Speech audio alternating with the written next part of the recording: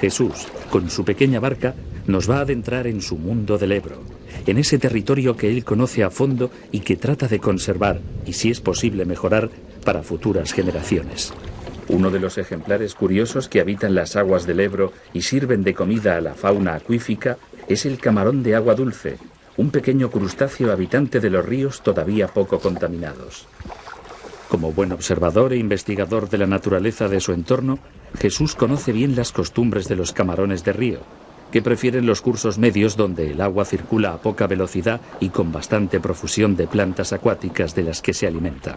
Bueno, vamos a intentar a ver si localizamos algún espécimen de un crustáceo de río, del río Ebro, que es el camarón de agua dulce. Suele habitar entre unas plantas que se llaman Ceratophyllum y ahora tenemos el río en el momento adecuado para el crecimiento de esas plantas.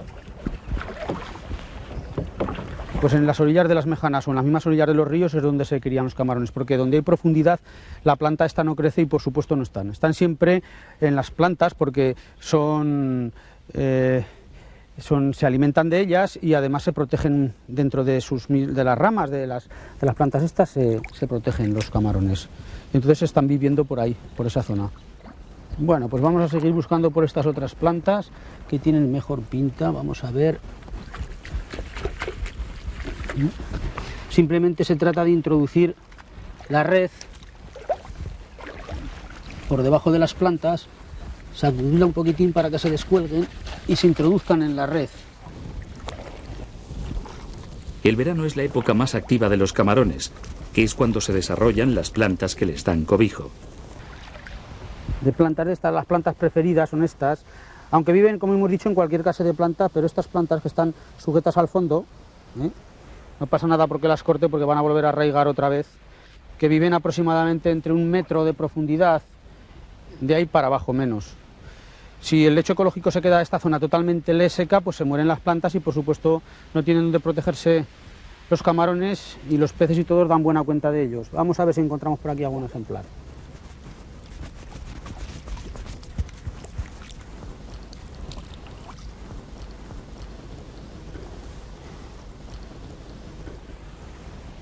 Bueno, pues algunos se ven en el fondo de la red, alguno ha salido ya, pero sí, ya tenemos aquí unos pocos. Bueno, vamos a ver ahora el fruto de la pesca, que no ha sido muy cantiosa, porque para pescar un poco hace falta muchas horas, pero bueno, para cebar con poco son suficientes. Vamos a ver lo que sale aquí.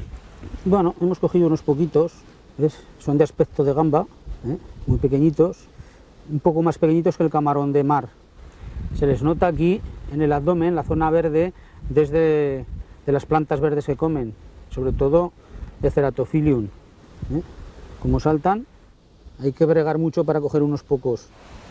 Antaño, en las épocas del hambre, como se suele decir, los camarones formaban parte de la dieta de algunos vecinos del Ebro Medio, sobre todo de la parte de La Rioja, y Jesús todavía lo recuerda. Bueno, pues vamos a proceder aquí a hacer los camarones que hemos cogido. Después de que esté un poco caliente la sartén, se incorpora un poco de aceite con ajo. Bueno, pues sin dejar que se queme el ajo, pues incorporamos ya los camarones.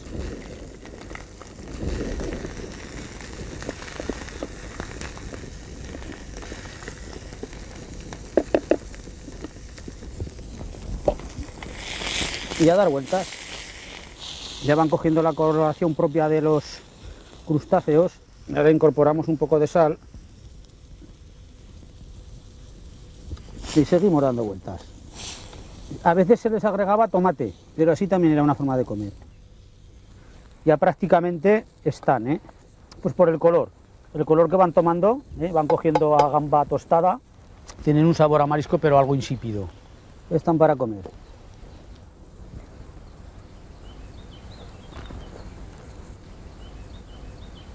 Bien.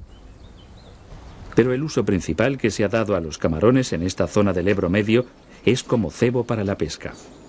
Un día de verano, Jesús se acerca hasta la orilla del río para pescar unas carpas, cogiendo su cebo en las propias aguas. Bueno, pues ya estamos en el río. Un poco de calor hace hoy, pero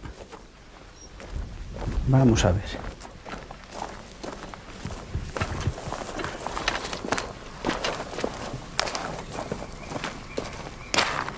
Este es buen sitio.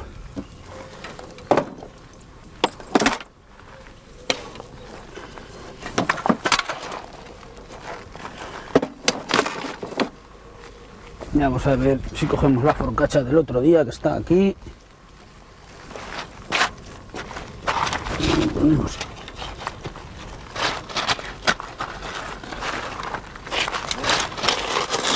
Ay.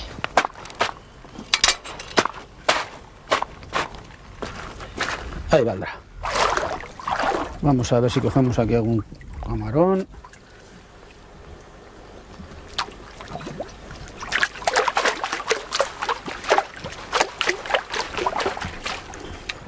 Sí, ahí sí. Y hay de sobras con estos.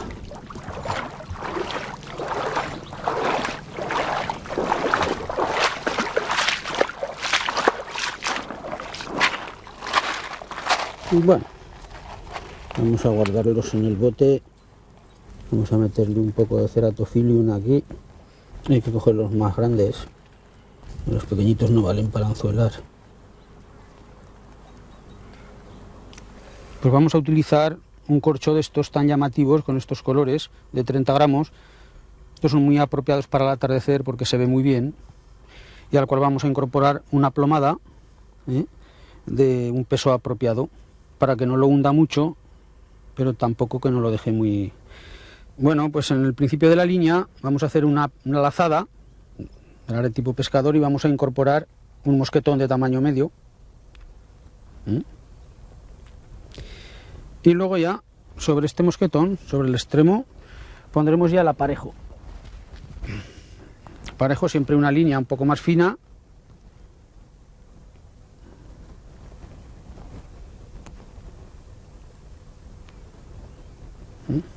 Ya tenemos el aparejo con un anzuelo recto, de pata larga y de tamaño medio también. Y con esto, pues es el aparejo para utilizar en los camarones. Pues vamos a anzuelar este camarón en un anzuelo recto de patilla larga, siempre el camarón con la cabeza para hacia adelante. Vamos a meter 2 en cada anzuelo. Primero tapa la patilla y el segundo tapa el arponcillo. Ya lo tenemos aquí anzuelado. Vamos a hacer una lanzada corta cerca de la orilla por una razón lógica, es que las plantas están en la orilla y los camarones, como son fitófagos sobre todo del Ceratophilium, vienen a comerlas a la orilla. Por eso esta pesca se realiza bastante cerca de la orilla. Vamos a poner la caña aquí en la forcacha.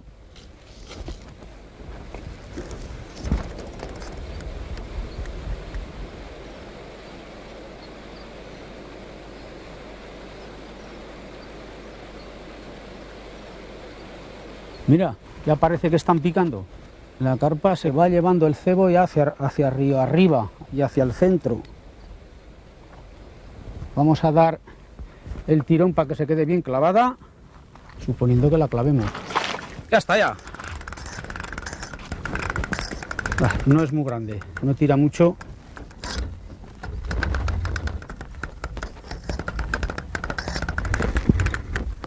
Sí, es una carpa común.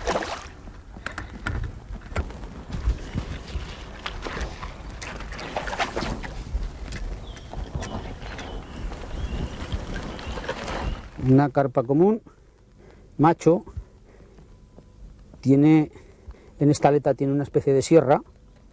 Vamos a desanzuelarla. Ya está. Y vamos a soltarla. Nada, buen viaje. Jesús vuelve a anzuelar con camarones para intentar una nueva captura. El camarón no es ni mejor ni peor que la lombriz o cualquier otro, pero cada uno tiene su predilección. Por ejemplo, los franceses les gusta más el camarón. Incluso en invierno en conserva, suelen pescar con él en conserva. Hay gente que prefiere cocerlos porque adquieren una coloración rojiza y parece ser más atractivo para los peces, pero vamos, yo siempre que pescaba ha sido con ellos al natural. Ya están picando, ya está picando otra vez. Posiblemente otra carpa. Se lo lleva muy suavemente. Posiblemente ya se ha parado ahí. Clásico en la carpa. Empieza otra vez a arrastrar el cebo. Sigue, sigue, sigue. Va a dar el tirón. Ay, ya, ya. Uy, esta es más grande. Esta tira más que la otra. Se ha quedado la veleta mal enganchada. Esta es bastante más grande. También es una carpa común. Estaba bien enganchada. Ya la tenemos. Ya nos escapa. Buen ejemplar. Hola, es un ejemplar ya bastante... Vamos a proceder a soltarlo. Un viaje. Bueno, pues ya hemos pescado con camarón un par de carpas. Aparte de los camarones encontramos también ejemplares de bivalvos, de moluscos, es decir, de conchas, lo que se llama náyades, se conoce, o almejas de río, que aquí en este tramo del Ebro, en la zona de los meandros, tenemos los 4 ejemplares que existen en el Ebro, están los 4 datados aquí. Estamos aquí en esta playa de gravilla, si os dais cuenta es de gravilla con arena, es el hábitat ideal para muchos de estos moluscos. Sobre todo para la Potamida litoralis y para la Unio elongatulus, de la cual vamos a ver por aquí algunos ejemplares que al bajar el río tan rápidamente se han quedado por aquí y se han muerto. Por ejemplo, aquí tenemos un ejemplar muerto, están las valvas ya sin su interior, habrá muerto recientemente al bajar el nivel del agua, de una Potamida litoralis. Es un ejemplar de no muy grande tamaño, es de las más pequeñas que hay, es bastante gruesa, la capa de nácar, tiene dientes aquí en la charnela y también se empleaba en tiempos para hacer botones o alguna cosa así de pequeño tamaño.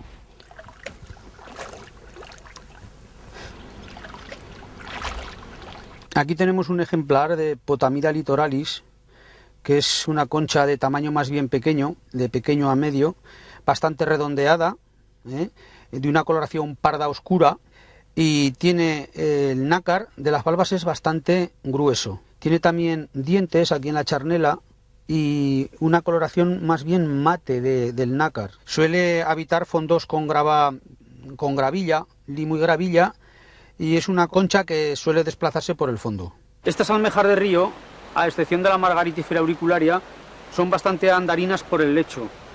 Y aquí tenemos un ejemplo claro de un surco que ha hecho una almeja desplazándose por esa zona de ahí hasta el final donde nos encontramos ahí la almeja.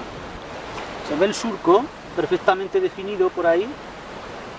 Va huyendo de la sequía, conforme va el río menguando va escapando. Es una Unio elongatulus, esta no ofrece duda. También tenía el pie fuera, lo ha escondido inmediatamente en cuanto lo hemos cogido, es con el cual se sirve para escarbar y andar.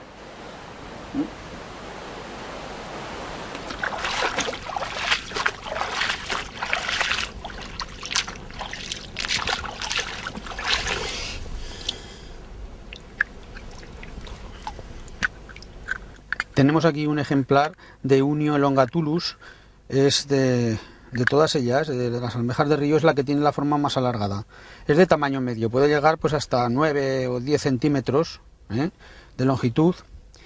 Tiene las valvas bastante gruesas, en este caso como es un ejemplar joven pues no, pero en los ejemplares adultos es bastante gruesa. También tienen dientes aquí en el borde interior de la valva.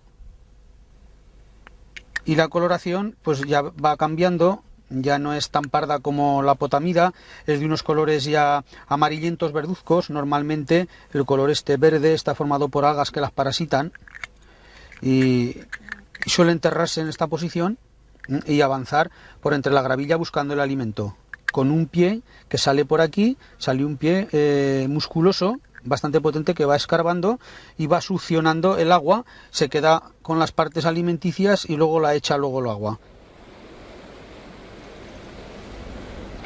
Tenemos aquí las valvas de un ejemplar ya de considerable tamaño, de Anodonta cygnea, en la que podemos ver la coloración del nácar. Es bastante brillante y con irisaciones.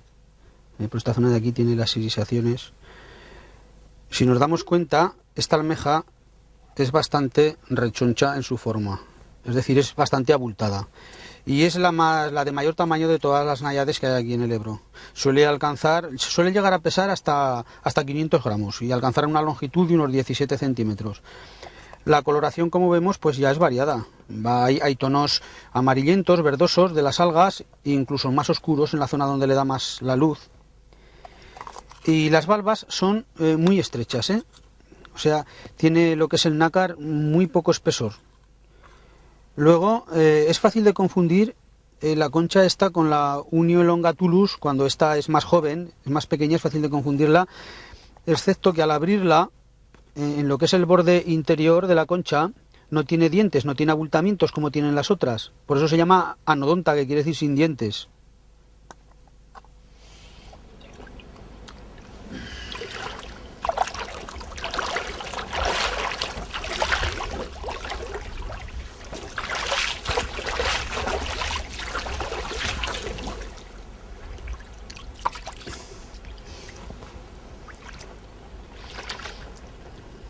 Estamos de suerte.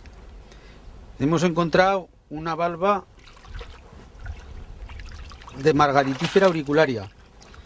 Esta es la reina del río. Esta es un animal que está en peligro de extinción. Son escasísimos los ejemplares que encontramos. Precisamente en el tramo medio del Ebro podríamos decir que es la única zona del mundo donde existe esta concha viva. Aquí tenemos este ejemplar ya bastante viejo. Este llevará ya unos años muerto. Habrá ido dando vueltas por ahí por el río, de Margaritifera auricularia, en el cual vemos que el grosor de la valva ya es bastante considerable. Es la de mayor grosor de todas. Los dientes también son muy abultados y muy marcados aquí en el borde interior de la valva. La coloración es totalmente negra, ¿eh? Y es una de las conchas, digamos, sedentarias. Prácticamente no se mueve por el fondo. Se pone en una posición bastante vertical y así se queda durante años. Vemos en el detalle este de que esta concha, la Margaritifera, tiene los dientes bastante pronunciados, ¿eh? Y es bastante, no es abultada, es bastante estrecha. Y tiene forma de oreja, de ahí su nombre de auricularia.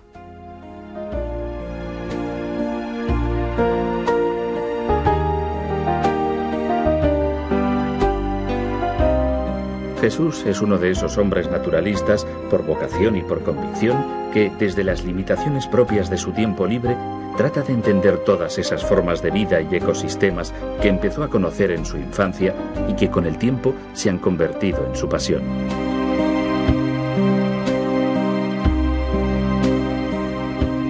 Soy Eugenio Monesma, director y productor del documental que acabas de ver. Si te ha gustado, te animo a que te suscribas activando las notificaciones desde la campanita y así podrás disfrutar de los cientos de documentales que ya tengo en el canal y de los que semanalmente voy a ir subiendo.